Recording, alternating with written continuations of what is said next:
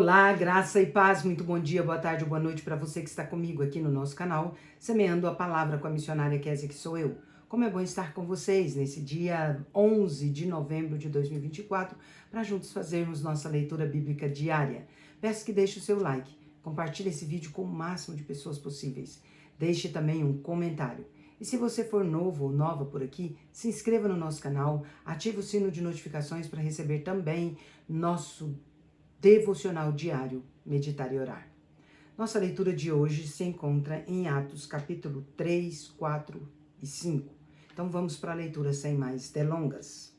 Atos capítulo 3. Pedro cura um mendigo aleijado. Certo dia, Pedro e João estavam subindo ao templo na hora da oração, às 3 horas da tarde. Um aleijado de nascença estava sendo levado para a porta do templo chamada Formosa. Ali era colocado todos os dias para pedir esmolas aos que entravam no templo.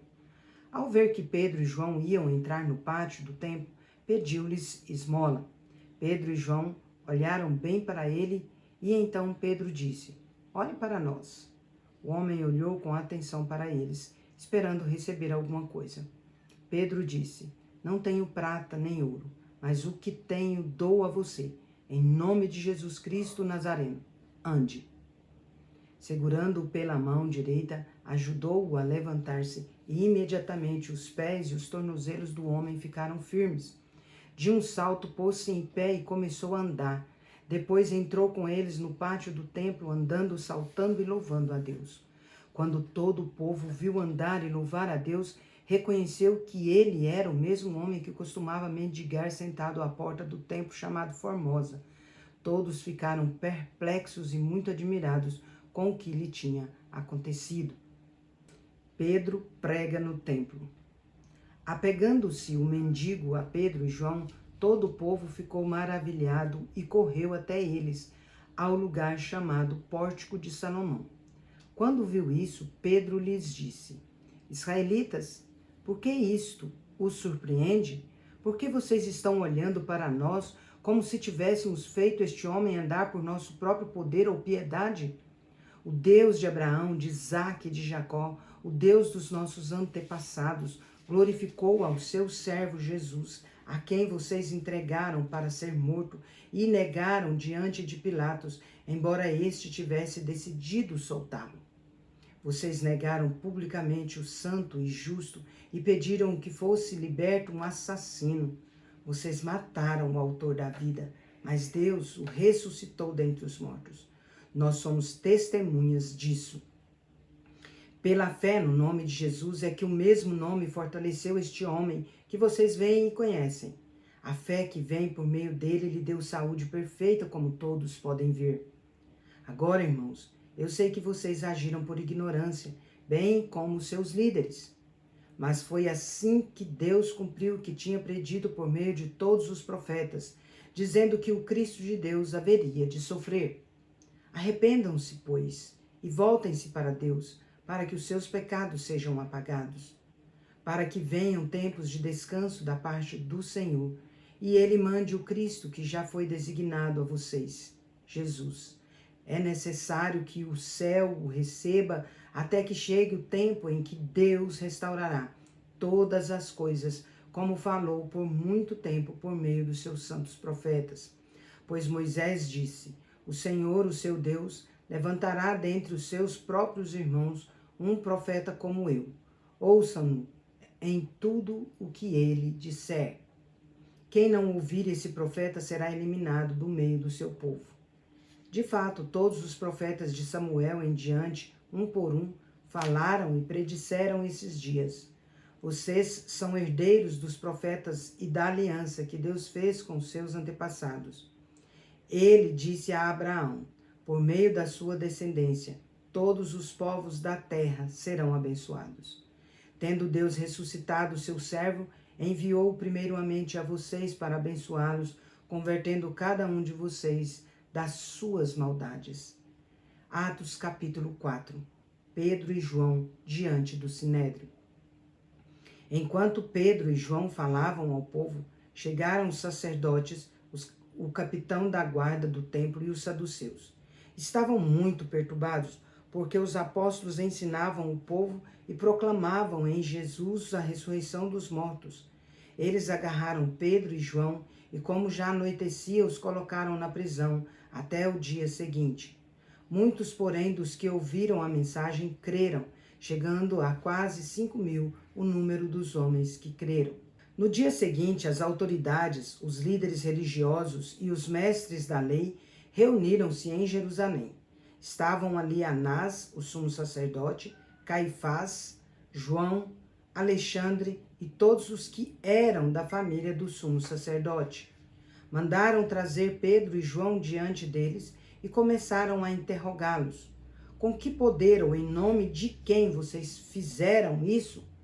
Então Pedro, cheio do Espírito Santo, disse-lhes: autoridades e líderes do povo, visto que hoje somos chamados para prestar contas de um ato de bondade em favor de um aleijado, sendo interrogados acerca de como ele foi curado, saibam os senhores e todo o povo de Israel que por meio do nome de Jesus Cristo, o Nazareno, a quem os senhores crucificaram, mas a quem Deus ressuscitou dentre os mortos, este homem está curando diante dos senhores. Este Jesus é a pedra que vocês, construtores, rejeitaram e que se tornou a pedra angular.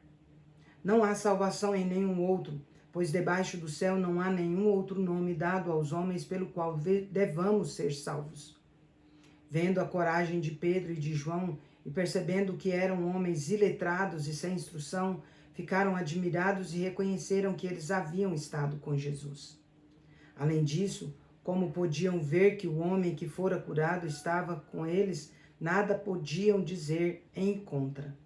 Assim ordenaram que se retirassem do sinédrio e começaram a discutir, perguntando: que faremos com estes homens? Todos os que moram em Jerusalém sabem que eles realizaram um milagre notório que não podemos negar. Contudo, para impedir que isso se espalhe ainda mais no meio do povo, precisamos adverti-los de que não falem com mais ninguém sobre esse nome. Então, chamando-os novamente, ordenaram-lhes que não falassem, nem ensinassem em nome de Jesus. Pedro e João, porém, responderam: julguem os senhores mesmos, se é justo aos olhos de Deus obedecer aos senhores em vez de obedecer a ele. Pois não podemos deixar de falar do que vimos e ouvimos. Depois de mais ameaças, eles os deixaram ir. Não tinham como castigá-los, porque todo o povo estava louvando a Deus pelo que acontecera, pois o homem que fora curado milagrosamente tinha mais de 40 anos de idade. A oração dos que creram. Quando foram soltos, Pedro e João voltaram para os seus companheiros e contaram tudo o que os chefes dos sacerdotes e os líderes religiosos lhe tinham dito.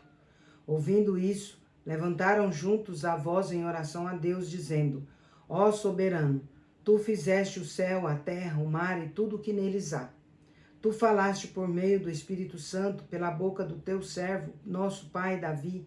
Por que se enfurecem as nações e os povos tramam em vão? Os reis da terra tomam posição e os governantes conspiram unidos contra o Senhor e contra o seu ungido. De fato, Herodes e Pôncio Pilatos reuniram-se com os gentios e com o povo de Israel nesta cidade para conspirar contra o teu santo servo Jesus, a quem ungiste. Fizeram o que o teu poder e a tua vontade previamente haviam decidido que acontecesse. Agora, Senhor, considera as ameaças deles e capacita os teus servos para anunciarem a tua palavra corajosamente.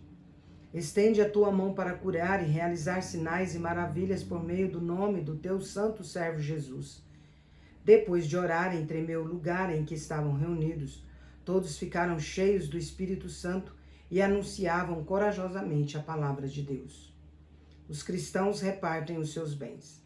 Da multidão dos que creram, um era a mente e um o coração. Ninguém considerava unicamente sua coisa alguma que possuísse, mas tudo lhes era comum. Com grandioso poder, os apóstolos continuavam a testemunhar da ressurreição do Senhor Jesus, e grandiosa graça estava sobre eles. Não havia pessoas necessitadas entre eles, pois os que possuíam terras ou casas as vendiam, traziam o dinheiro da venda e o colocavam aos pés dos apóstolos, que o distribuíam conforme a necessidade de cada um. José, um levita de Chipre, a quem os apóstolos deram o nome de Barnabé, que significa encorajador, vendeu um campo que possuía, trouxe o dinheiro e o colocou aos pés dos apóstolos. Atos capítulo 5. Ananias e Safira. Um homem chamado Ananias, com Safira sua esposa, também vendeu uma propriedade.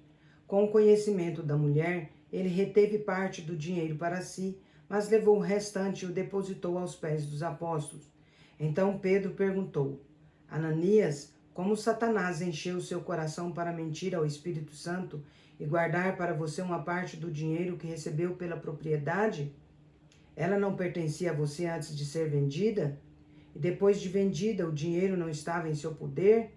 O que o levou a pensar em fazer tal coisa? Você não mentiu aos homens, mas a Deus. Ouvindo isso, Ananias caiu morto. Grande temor apoderou-se de todos os que ouviram o que tinha acontecido.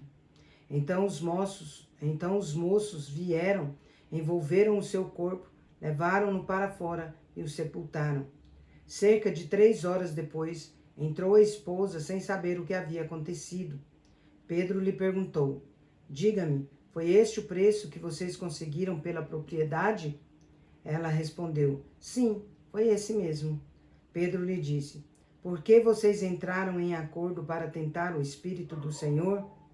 Veja, estão à porta os pés dos que sepultaram seu marido, e eles a levarão também. Naquele mesmo instante caiu morta aos pés dele. Então os moços entraram e, encontrando-a morta, levaram-na e a sepultaram ao lado do marido.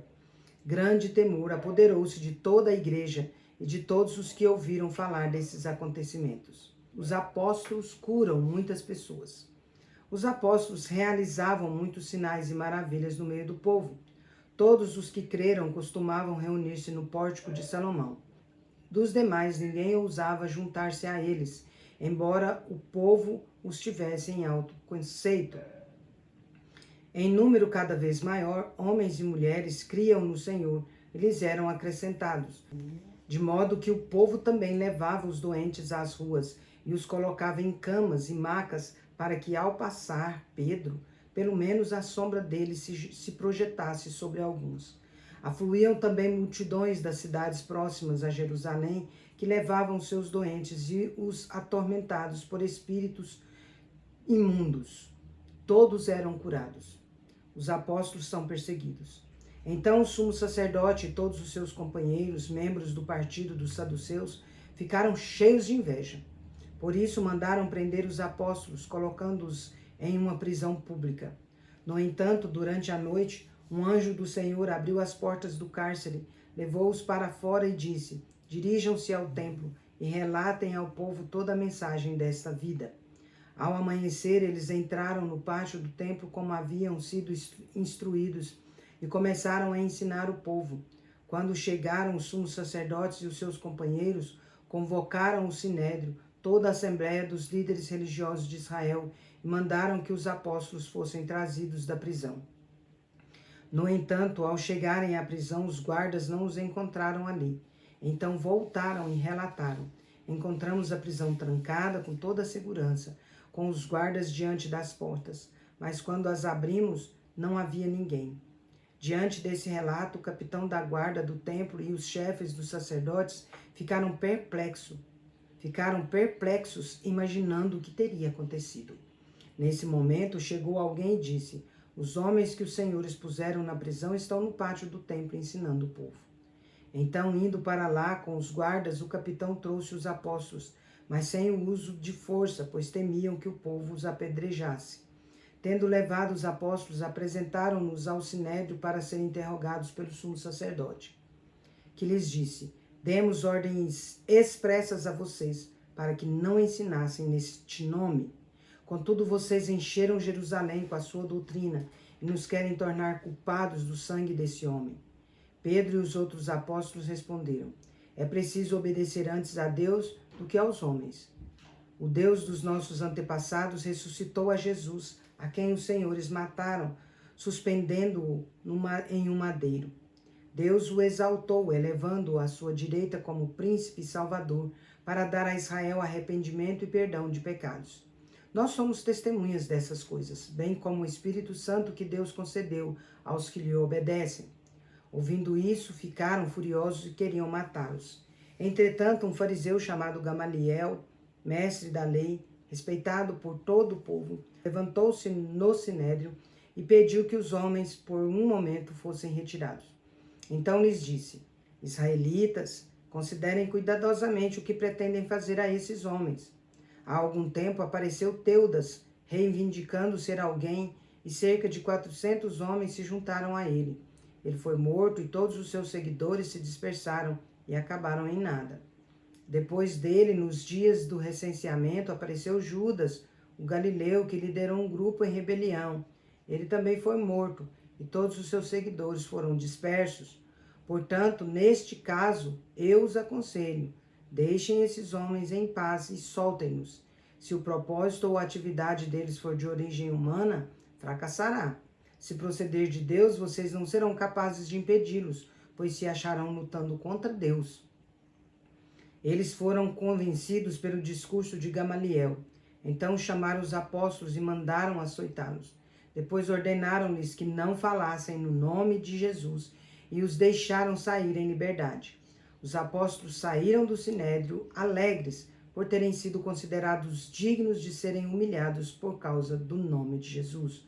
Todos os dias no templo e de casa em casa não deixavam de ensinar e anunciar que Jesus é o Cristo. Encerramos nossa leitura por hoje. Vós, porém, sois raça eleita, sacerdócio real, nação santa, povo de propriedade exclusiva de Deus, a fim de proclamardes as virtudes daquele que vos chamou das trevas para a sua maravilhosa luz. 1 Pedro, capítulo 2, versículo 9. Agora vamos comigo ali parabenizar os aniversariantes desse dia 11 de novembro. Bora lá. Parabéns e feliz aniversário para você que está completando mais um ano de vida nesse dia 11 de novembro de 2024.